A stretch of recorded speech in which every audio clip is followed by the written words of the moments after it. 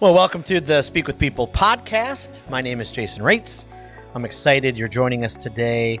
Just as a reminder, this podcast exists because words matter, and we believe healthy communication is oxygen for relationships and for our leadership. So whether you communicate one-on-one, from a stage, in front of a team, behind a camera, we really hope to challenge you and encourage you to communicate in healthy ways. And we know that you will change your world for the better if you do. Well, I have been looking forward to this podcast for a long time because we had to rearrange some things. And so finally we got it in place. And I can't even believe it that we're already to episode 16. And so we're so grateful for all of you who listen and leave reviews and who share the podcast. I'm especially grateful for you, Mom, because I know you make up about 50% of those. But thank you so very much. Well, I'm so excited to welcome our guest to the podcast today. She's a leader that I have a phenomenal respect for, a huge admiration. And I've learned a lot, and I'm learning a lot because I'm on her a weekly email. And so I get all of those and I read them through. Well, welcome April Diaz to the Speak with People podcast. Oh my gosh. Not once, not twice, but thrice times have we tried to do this. And now we are here. And now we're here and we're doing it. We persisted. We did it and we're going to make it happen. And we are on opposite ends of the country. So you're on the far left, I'm on the far right. And so we're making this happen across the entire nation. All the time zones of the country. We are here. Well, that's not true, but a lot but of we're doing time it. Zones. But we're doing it. We're here. Thank you. We're here. I was thinking back to the day. I think we've known each other. It's like 20 years now. It's real close to that, which is impossible. It really is impossible because I don't feel like 50 is just a few years away, but that is for me. I know you're coming up on 29, 7 years. But yeah, it's 7 years away for me. So I got some more time. I'm in my early 40s. Jason. I love it. I can't believe that though. I remember when we reconnected over the summer and I asked you to be on the podcast and you remembered like our first, like we were both at like a gathering of leaders and we're sitting at a table and you remembered that. You did. And we were having breakfast together. Yeah. You even remembered the specifics. And I was blown away. I was like, well, goodness, I don't know. We should be probably more BFFs than we are now. So, hey, there's always time, and we're starting today. There you go. Okay, well, let's dive in. Tell us a little bit about yourself, where you're from, your family, what you do, all that good kind of stuff. Yeah. Okay. So I currently live in Orange County, California. So Southern California. It's the place to be. It's December the 6th as we record this.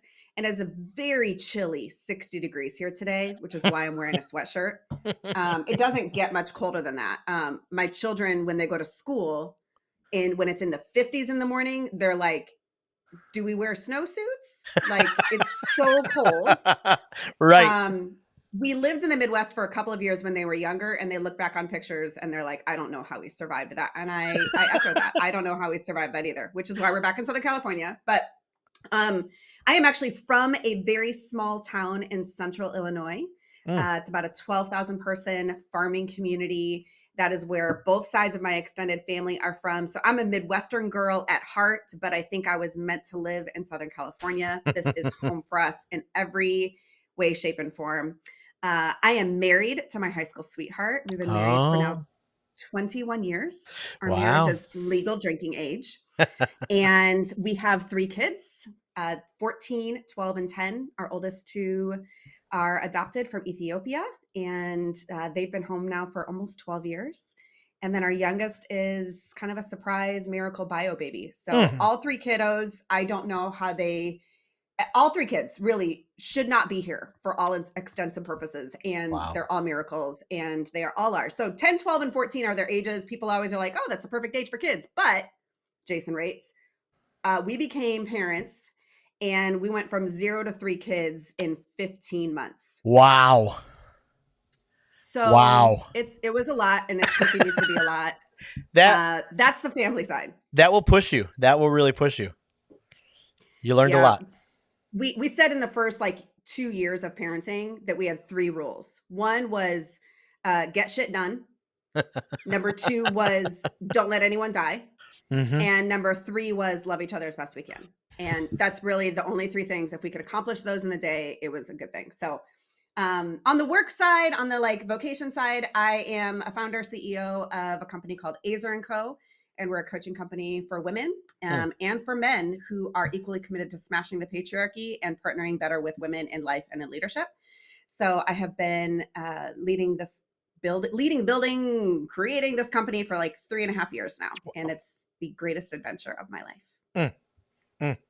Okay, so you are also one of our speakers at the Speakers Conference in March. And so I know we're still months away, but what's something you're excited about when you think about the conference? I think words matter so much, which is part of your vision as this company. And I very much believe that. And I think that in this moment in time, our words as leaders and as communicators in whatever platform that we have, like you set up the show with, it deeply matters. And we need to be both more mindful of the words that we used, more thoughtful, and more visionary for the kind of world that we want to create. And so I love the thought of this conference. I also love that you have been intentional and deliberate about the kinds of people that you are putting on the stage. So as a woman, as a mother of children of color, as a wife to a person of color, like my world is very diverse. And so that's incredibly important to me. And anytime I say yes to something, it needs to match that value of diversity. And so to see that you are doing that with this conference and really helping people to pay attention to voices that have been previously historically marginalized, it matters as much as the words do. The presence does as well. I love that. Okay, well let's dive into today's episode where we want to really dive into coaching and the coaching experience and what happens in our lives as leaders when we're coached. And so you do this. I mean, you do this a lot for people. I know in my life, the season that I had a leadership coach, when it was the best season that I've ever had. It was over the course of a year. I just think through just having that voice in my life and the goals that I was able to achieve, the steps I was able to take with my personal health, with my family. Oh my goodness. So this whole episode, we're just diving into this. So when it comes to coaching, what's the best coaching experience like you personally have been through? Why was it so meaningful? What did it do for you? I just love to start there. Can I give you two? Absolutely. Okay. So the first one was my very first experience with coaching, which was back in 2005. And I had never heard of coaching before. I had never experienced it, obviously. And I got connected to this coach who literally is a world-class coach. She's the 23rd person in the history of the world that's ever been inducted into the U.S. Tennis Pro Hall of Fame. And he literally has changed the game of coaching. And changed the game of tennis. So he worked with me for a year. And I have told him countless times over the last 20 years now, he changed the trajectory of my life. I would not be the same human today were it not for Dr. Jack Grapple.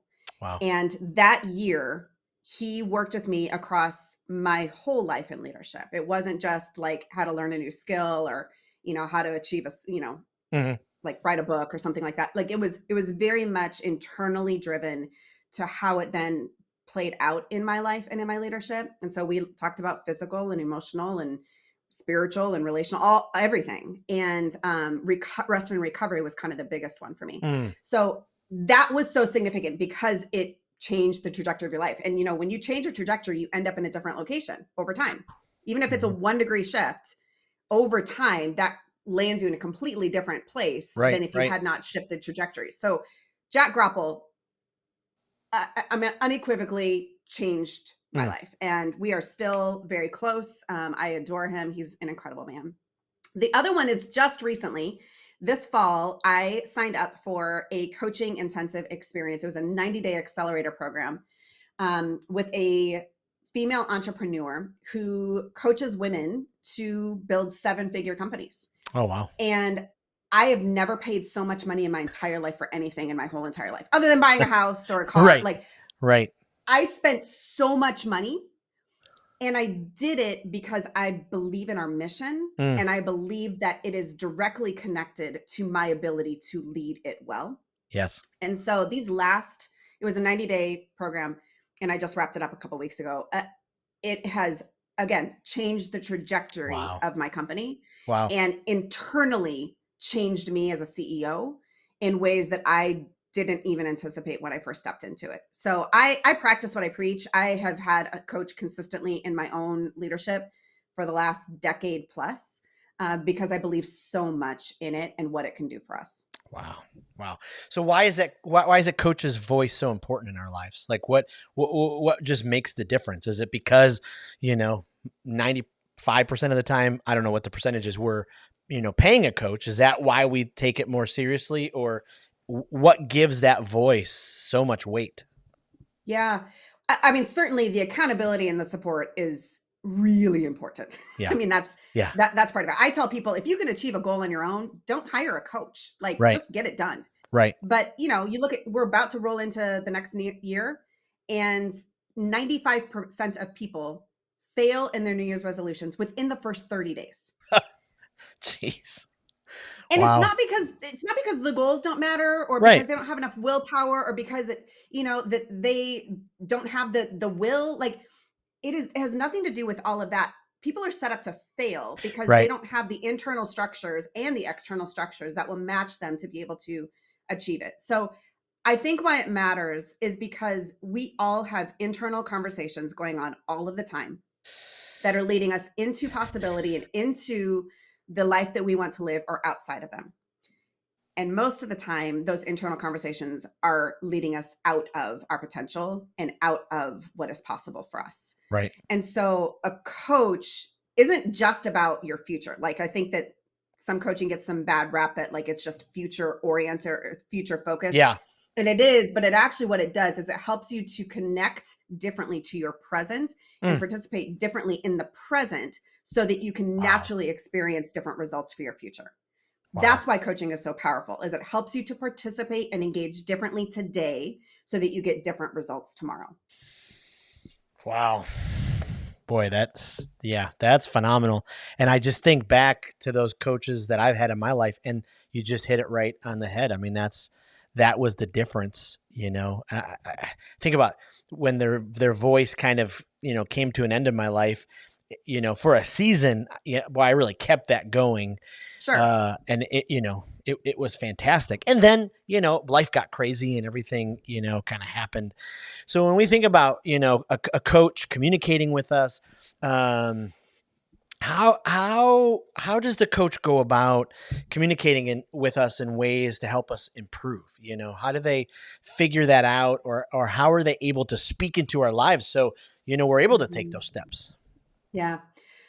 It's a great question. And I think I would first even preface my response to that by saying that coaching really isn't about the coach. Mm, It's about the client. It's about you. It's yeah. about whoever's on the other side of that. So a coach who knows what they're doing is not actually about using their own voice. Mm, But when I coach someone, I see my responsibility is listening to what the other person is saying and not saying, and reflecting it back to them to see if that results in, if that's going to give them the results that they want, and if that reflects the kind of person they want to become and the kind of results they want to have in their wow. life and in their leadership. So I don't give people advice. I don't tell people what to do. Mm, None of that, because ultimately then that is about me and it's not about right. them. Right. But if the client says they want to achieve this goal, my job is to then listen for what it is that they are saying that is either moving them into that reality or moving them away from it. What are the Wow. resistances? What are the self-limiting beliefs? What are the things that are getting in the way, internally or externally, for them actually achieving that? And then we work together to, like, clear that stuff out so that they can move down that pathway with more ease and more joy and more lightness and actually get it done. Yeah. So when you coach someone, do you do it individually? Do you coach? Is there like a cohort, or are there many people involved, or is it primarily just that one-on-one kind of coaching? So I really believe that transformation happens better together. Hmm. I think that we become more of who we've been created to be in relationship. Yeah. So I would say 90% of the work that I do now is coaching in groups because of that reality. Yeah. We also, there's higher accountability, there's higher support, there's higher awareness that happens. We connect and we hear our stories in each other. There's so much that happens in a group context that gets you further down the line faster. Um, so I will predominantly do that mixed with some one-to-one coaching, because coaching is also very permission based and it is very relational. And so in order for you to get the kind of results that you want, I need to be able to listen and hear, and we need to work through your own stuff Right. so that you Right. can actually move toward that faster. So it's kind of a both and, but I would say the driver for me is in a group context so that those relationships can really be the most valuable thing to push you forward. So many people, coach or counselor. And so, the counselor's helping me work through issues and the deep stuff. The coach is, helping me really like achieve, strive, succeed. Is that where am I on the right path? Yeah. So we talk about 3 guides that every leader needs. And I would say you don't need all 3 at the same time, because that's Yeah. pretty overwhelming. It's a lot of work and it's a lot of money. But I think that every leader needs these 3 different guides in place so that at different points in time they can activate them. So I think Mm, you do need a therapist, because a therapist is really past oriented. It's a healing science, yeah. and it is arranged so that you can deal with past traumas, hurts, childhood, family of origin, all that kind of stuff, to really move beyond like what's holding you back into the past. Yeah. I would also say a spiritual director, or Mm, somebody who kind of can meet you in the present and help you yeah. to see God and yourself and the world in a different way, Yep. and help you really anchor into like what's going on for you right here, right now. And then a coach is future focused. So it's, where is it that you want to be 90 days down the road, 6 months down the road? And then how do we flip that so that I participate again differently today so that I can naturally receive those results, 3 months, 6 months down the road? And a coach is much more results driven, they're action oriented, Yeah. and they are about like the future and who you are becoming and what you're going to achieve. So, so if you're thinking about coaching and you're not ready for the potential pain or the potential, I don't know what's a better word than pain, but I mean, there's like a season where, every time we grow, right, we've got to Yeah. move through something. And so if you're Yeah. like, you better be ready then, right? Like, Yeah, transformation is brutal. I mean, right. it's loss, right? It's like saying goodbye to my old self. It's saying goodbye to the way that things used to be, to the old habits, to the things that have held me back, to my Mm, stuckness, yeah. the things that I've tolerated, the excuses that I've settled for, Yep. and going, okay, I'm going to do some things different. And yeah, that can be really hard. But our logo is a picture, like an abstract picture of a butterfly. Mm, And really a butterfly becomes that, but it starts as a caterpillar and then it goes into a right. cocoon. And the Right. cocooning process sucks. It Right. sucks. And that's really honestly what I think a lot of coaching is it's in the cocoon. It's dark, it's scary, you don't know when you're going to get out. You liquefy, become goo, DNA literally changes Yep. from a caterpillar into a butterfly.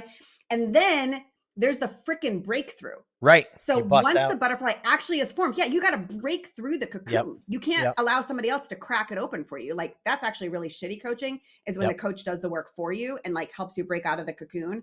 You won't be able to fly if that Right. happens. So you Right. got to bust out of that cocoon yourself so that you're actually able to fly and you are transformed. You are a completely different being. And I think that's the potential of coaching. But yes, it is hard work, and there are some like real come to Jesus moments. There's some Yeah. real Yeah. resistances and lies and previous ways of behaving and engaging in the world that you've got to move through. Right. Which is also why I practice what I preach, dude, because Right. I got to have some empathy for like what I'm inviting other people Yep. into, and Yep. for like Yep. the work that I'm encouraging them to do. Yeah. It's hard. Absolutely. So what should, someone look for as they look, for a coach? And I think sometimes people are under this like misconception that it's only leaders or it's only, people who are like out there, they have a big platform. Mhm. I no way. Like this is Mhm. the potential is for every human being. Yeah.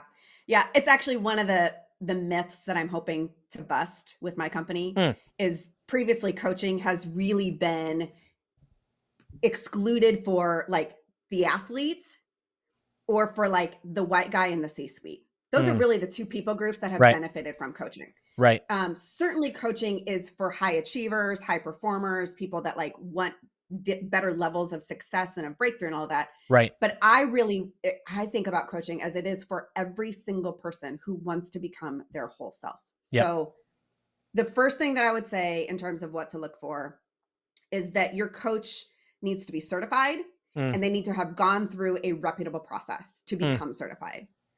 Because just like we were talking about therapy, like you would never go to a therapist's office who like just got a degree in like right. 5 hours off of a website and like Right. read a chapter out of a book because you're like, Ooh, no, that's dangerous. Like that's right. really risky.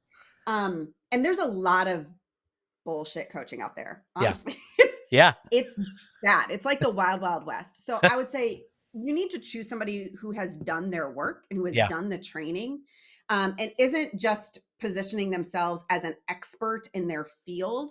Yep. Those are called mentors, and those are really valuable to have. Yep. But that's a mentor who's saying, like, do what Exactly. I've done and follow in my path. Coaching has nothing to do that. I have coached people to do things that I have zero experience in and no expertise. I have coached people in all sorts of sectors that I've had no interaction with because Right. it's not about me. It's about the developmental science of transformation and of Yes. coaching. So Yep. look for somebody who's done that kind of work and who has that kind of training. Yep. And then I would say because it is permission based, you need to have a sort of a trust connection. You need to be able to like them, trust them, have a sense that like they know what they're doing. Mm, Um, because even though it's not their voice and it's not their advice or it's their expertise that is guiding you, that you still need to be able to crack yourself open to yeah. this person in a really vulnerable way so that you can move beyond some of the mindsets and self-limiting beliefs and hindrances and resistances that have kept you where you're at, Oh because yeah. those are not the things that are going to serve you moving forward. Right. So I would say those are kind of the most important things that I would say to look for. Yeah. No, that's huge. That's huge. Okay, so we kind of did a quick deep dive into coaching, but because I have you and we have a little bit of time left, I just wanted to ask you, how can we continue? I mean, in whatever environment you're in, to keep improving, uh, geez, really raising the value of women's voice and leadership. I Mhm. mean, you talked about your company earlier, kind of smashing the patriarchy. Like, how do we continue in, you know, in whatever place we are, just raising the value of that and Mhm. pushing it forward, so we get to a place where it catches up. Yeah. Thank you for asking that. I think one of the most valuable things that we can do, and this is both men and women, is to listen to the voices of women. Mm, About 12, 14 years ago, maybe more, I decided that I was going to listen and read mostly, almost exclusively, women and people of color. mm, Because I looked back on my formal education, my college degree, which is formal education, the books that I had read, the podcasts I had listened to, the all of it, and it had been almost exclusively formed by white male voices yeah. and Christian voices at that. Yeah. And I just went, I think that maybe God is bigger than that. Mm, Not that those were wrong or bad, yeah. but maybe God is bigger than that. And maybe if I were to even find my own voice in ways that was more true and more whole, I needed to listen to the voices of women. So I think, again, we're moving into 2023. It could be an incredible challenge for the men and women that are listening Yeah. on this white dude's podcast to listen to and to watch and to Right. read a disproportionate amount of voices of women and Mm, people of color. yeah. I think that it would change our views of women.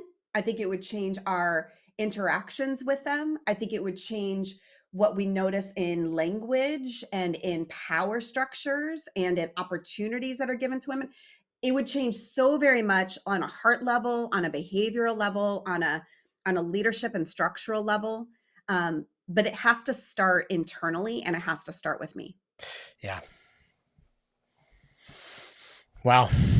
Wow. Not simple, but I think it's No, important. absolutely. I think back in my own life, I mean, I don't know where I'd be without the voice of women and their leadership in my life. You know, my mom has been incredibly influential. My mom is someone who grew up in a very abusive, Mm, um, you know, her parents, her dad was abusive, you know, to both her and her mom. And then she grew up in the city of Detroit. Like one of my mom's memories is in '67 when the riots were happening and the mm, National Guard came. And so she grew up, you know, having to learn wow. race, you know, at a very young age. And then her dad was like, "Hey, you're not going to college. That's not what women do," you know? And so she went Mhm, back. I can remember being 16. My mom is, you know, in school full time, finally got her bachelor's while working full time, then got her master's, then did all of her counseling hours, you know? And so I think back to like, you know, I learned yeah, so much from her and it just her fight, you know, to be able mhm, to, you know, move forward. And then I barely graduated college. Like I was not the sharpest tool in the shed, but my advisor, Jenny Knowles, like without this mhm. woman's leadership in my life. So I just feel blessed that I've been able to look back Yeah, and go, okay, you're like better for it. yeah, I mean, just like this is, Mhm. you know, this is just incredible. So, you know, So you said a couple of things there, if I can kind of punctuate for ooh, you yeah, or for us. One is it's really important to have those up close and personal connections, encounters with women who are leading or women who are kind of breaking through those barriers. So you talking about your mom and the importance of seeing that up close and personal and the struggle and the fight and the breakthrough and the surrender and all of that is really powerful to be able to humanize the experience. yeah, Um, I often hear men when they talk about the leadership or the importance of the voices of women talking almost exclusively about their moms and their wives. mm, And that takes care of the up close and personal. But I would also say like the Jenny Knowles of yeah, your life, like yeah, that is also important yeah, because um you need to be able to learn from and be challenged by and rebuked and encouraged by women that aren't in your family mm-hmm, and that have some leadership and have some power that aren't connected to your family Christmases yep, and your birthday card, you know. And so I yep, think that you highlighted really the importance of both aspects of that, yeah, of those voices and of the influence and the power that we give to women in our everyday life and then, on a broader level. So yeah, thank you for illustrating that. yeah. Absolutely. Whew. My goodness. Okay, last question. And Okay. we're coming, you know, to our time, and we could probably do a whole other podcast on this. But um, you and I, we both have been down the adoption road, Mhm. and so you know, one of the things that you know, you're a little further down the road than we are. You know, we adopted a little boy from kind of China. His name is His name Kai. is Kai. His name is Kai, but he's That works from out well. China. But you know, he's 8 now, and so you know, he's figured out, you know, and we haven't been the type of family who's, you know, we're in all these China adopt groups, and they're, you know, like they fully immerse, like their family fully immerses with the culture of China, and you know, all we really haven't taken that approach. But you know, he and I talk about, you know, and we watch kind of our gotcha video, you know, or gotcha Mhm. family day video, you know, all that kind of stuff. But I'm just curious with, you know, your road, and especially with your kids, with, you know, communicating to them, like what Mhm. have you learned about communicating about your children's birth Mm. parents, and have Yeah. they asked questions, or you know, like how have you gone down that? Because this is more you know, selfish for me, just so you know I can learn. Yeah. Oh my gosh. Yeah, we could have hours of conversation about this. Maybe in Florida when we Yes. come together in March for the Yes. conference. The first thing that I would say is that we've told our kids actually since day one, your whole story matters. Mm, Your story mattered before you became Diaz's, yep. and it deeply matters to us, and it matters deeply to God. And so in that, we have also said since day one, before they could even understand it, you can always ask us anything, and we Mm, will tell you the 100% truth that is appropriate for your age at the time. yep. And so I remember my son, who is 14 now, he was 5 years old the very first time that he asked about his birth mom. Mm. And he was having some memories and he couldn't quite put it together. He couldn't quite make Wow. sense of it. And he crawled up in the bed and we started talking. And I sobbed with Wow. him, like curled up in my lap, curled up on my chest. And we Mm, just talked about his birth mom and we talked about his birth story and his birth family and his culture and where he came from. And I mean, we talked 5 years old. We talked for about 45 minutes that wow. night. And it That's was past his powerful. bedtime. Our kids have those stories living within them. Yeah. And so we have been very, very deliberate Mm, about affirming their whole story and that it yeah. all matters, that it's all important, and that we will answer anything. And so our kids both know now their entire stories. They've asked a ton of questions along Yeah. the way. And they're becoming, they're teenagers now. And so they are becoming more aware of their identity and their place in the world Yep. and what they are here for in the world and why their mom is white and their dad is brown and their other brother looks like their mom, like to a T. Like they're very aware of all of those things. Right. And so we're also really aware and proactive with our language around like each of our kids having a really special and unique place in our family. Yes. And none of our kids share blood, like Yeah. no biological relationship. Right. And like that a family is still a family because of how God forms it and because Yeah. of how we belong to each other. And so we talk about that kind of stuff ad nauseum. I mean, Yep. we talk about race in our family probably 5 or 6 times a week because we're a multicultural, multiracial family. We talk Yep. about adoption every single week. We talk about, Yep. sexuality and bodies. I mean, it's all out there all the time because it just, our language, like what we say matters, can be talked about. What we That's right. open up can be discussed. And so it's all That's open. right. It's all out there. And if you don't, they're going to learn it on their own or at school from somebody else's vantage point and perspective. And so I just applaud that, especially as parents. I mean, both of us, working and serving with parents for Yeah. so long in our past careers, Yep. just cannot push parents enough to actually just communicate. You don't have to have all the right answers. Just listen and, do the absolute best you can. My goodness, my friend, this was so rich, so powerful. I mean, I laughed. You can't see, but my eyes are tearing up. So I just really value this conversation a ton. Before I let you leave, let me just do a couple super rapid fire questions. People can kind of keep getting to know you. Favorite restaurant on the planet?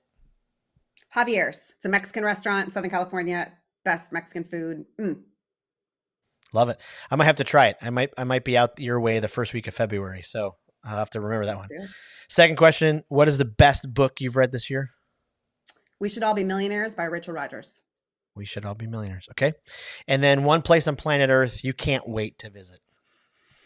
The Maldives. Oh, okay. I very much resonate. Where can people find you? Like, where's the best way people can go and get more information about what you do and who you are and all that? Personally, my Instagram is probably the best place. April L. Diaz. There's 2 L's there.